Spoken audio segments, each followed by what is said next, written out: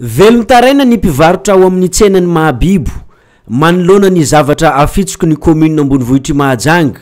Raha onana ho esorina eo amin'ny asa fivelomany andavanandro ny mpivarotra raha toa ka tsy maloha ny abonnement. Mifanohitra amin'izay anefa ny zava-misy hoy ny fanazavana. Za na efa nomaliky tasy mbola any satria ny tanay lazandreo ro fedra mitobile eo mivavahady eo. Dia eo efa ro fedra mitobile mivavahady eo.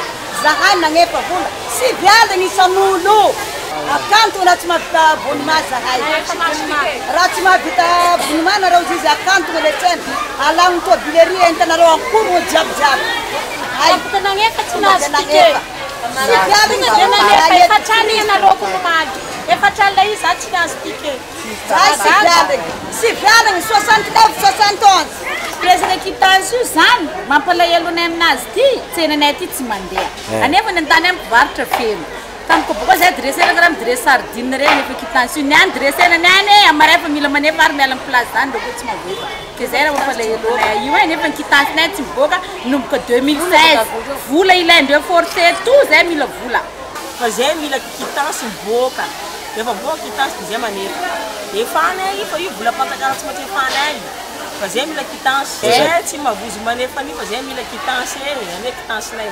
Tamin'ny faraparan'ny herinandro teo iny nidina ifotony tamin'ireo tsena eto amintsika ny tompona andraikitra misahana izany eny amin'ny commune. Nandraona ireo mpivarotra momba ny resaka abonnement. May niaka vola fotsiny ihany ny commune anefa ny fomba fiasa tsy mandeha araka ny tokony ho izy ho iatrany ny fanazavan'ireo mpivarotra ireo. Ireto farany izay milaza fa manefa ny abonnement ara-dalàna.